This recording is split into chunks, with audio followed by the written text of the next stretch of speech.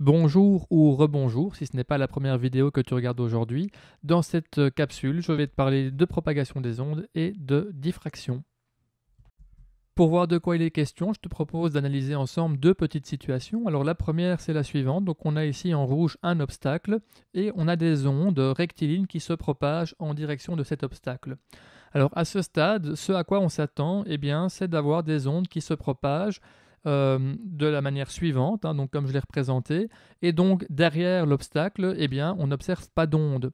Alors ce serait logique puisqu'on sait qu'une onde se propage de manière normale au ride, comme on l'a dit au début de la vidéo, donc ça veut dire qu'une onde en fait se propage en ligne droite. Et donc il n'y a aucune raison de retrouver des ondes derrière l'obstacle, ce n'est pas possible. Pourtant, dans certaines circonstances, on va observer qu'il y a une onde qui se propage derrière l'obstacle. Donc ça, c'est un petit peu interpellant parce que ça veut dire que notre onde qui va tout droit, en fait, a changé de direction. Deuxième cas de figure, j'ai cette fois-ci deux obstacles qui laissent une ouverture et j'ai des ondes rectilignes qui se propagent vers cette ouverture.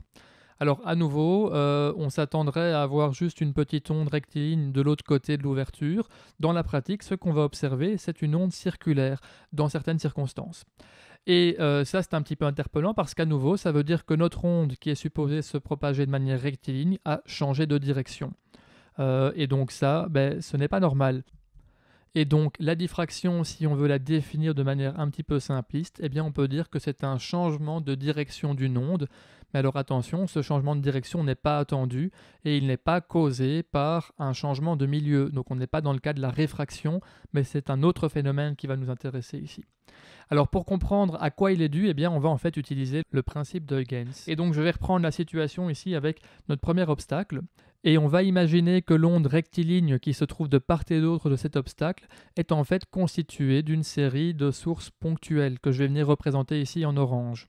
Alors du coup, ces sources ponctuelles vont générer des ondes que je peux représenter ici après une période.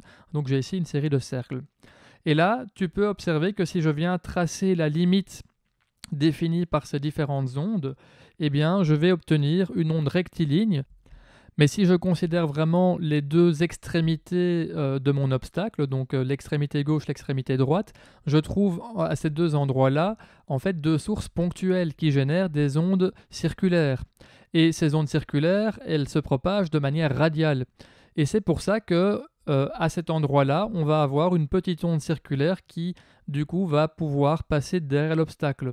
Et comme l'obstacle ici est assez petit, je vais avoir l'onde circulaire de gauche et l'onde circulaire de droite qui vont se rencontrer très très vite derrière l'obstacle et on va donc avoir l'impression que l'onde s'est refermée et que c'est comme s'il n'y avait pas d'obstacle en réalité. C'est ça qui est intéressant dans ce phénomène, c'est que finalement si on a un obstacle assez petit, l'onde peut contourner et poursuivre sa route. Alors, pour bien comprendre les choses, je vais faire le même raisonnement, mais cette fois-ci avec un obstacle un petit peu plus grand. Et donc, à nouveau, au niveau de l'obstacle, je vais avoir ici, je vais considérer une série de sources ponctuelles que je trace ici, qui vont créer des ondes circulaires à nouveau.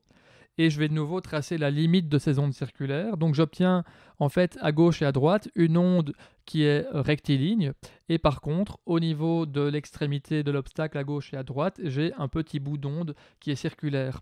Mais comme l'obstacle est très large, les deux ondes circulaires de part et d'autre ne vont pas se rencontrer. Et donc on ne va pas avoir ce phénomène d'onde qui se referme derrière l'obstacle.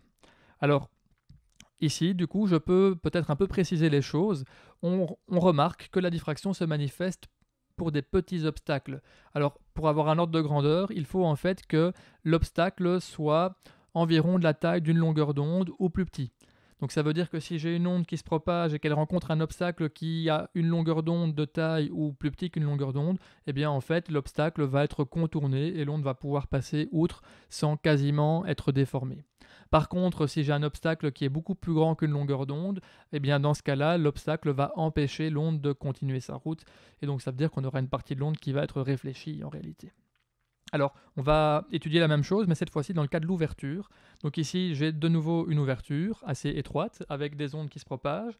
Et si je regarde au niveau de mon ouverture, je peux considérer que, en réalité, c'est comme si j'avais une source ponctuelle au niveau de cette ouverture, parce que l'ouverture est assez petite. Et du coup, mon onde ici va se propager de manière radiale, puisque le principe de Huygens nous dit qu'un point qui est touché par une onde, se transforme en une source ponctuelle. Et ça me permet de voir que du coup, de l'autre côté de mon obstacle, je vais obtenir une onde que je trace ici en vert. Et c'est une onde qui est bien circulaire. Alors à nouveau, pour bien comprendre les choses, imaginons cette fois-ci que j'ai un espace, une ouverture qui est beaucoup plus large. Mais dans ce cas-là, je n'ai pas juste la place pour une source ponctuelle, mais j'en ai toute une série qui vont pouvoir venir s'intercaler. Et du coup, si je trace les ondes qui sont produites par ces sources ponctuelles, eh bien, j'obtiens quelque chose qui est rectiligne. Tu vois, ici, j'ai tracé en vert. En fait, j'ai toute une série d'ondes circulaires qui viennent s'additionner, mais qui créent une onde rectiligne. Par contre, aux extrémités, il est vrai que j'ai observé deux côtés un petit peu arrondis. Donc, on va avoir un petit peu de l'onde qui va se propager sur les côtés gauche et droite, mais de manière très restreinte, puisqu'en fait, ces ondes vont très très vite dissiper leur énergie dans le milieu qui s'élargit sur les côtés. Alors du coup, je peux à nouveau préciser les choses et dire que dans le cas où j'ai une ouverture, on va avoir la diffraction qui se manifeste pour des petites ouvertures. Et l'ordre de grandeur, c'est de nouveau celui de la longueur d'onde.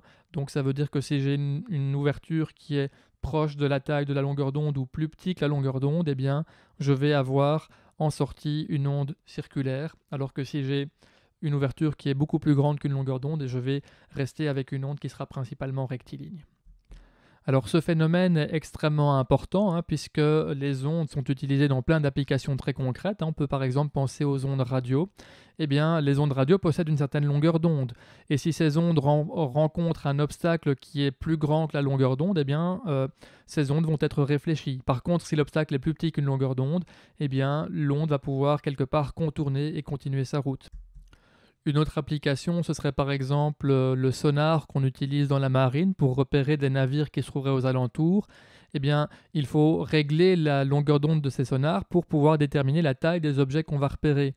Si on a un sonar qui possède une très grande longueur d'onde, eh bien en fait, les ondes qu'on va envoyer risquent de contourner des petits navires et ne pas les repérer, parce que on sait que les ondes peuvent donc contourner des obstacles de petite taille. Voilà tout ce que j'avais à te dire pour la diffraction. Merci à toi d'avoir écouté et à bientôt dans une nouvelle capsule.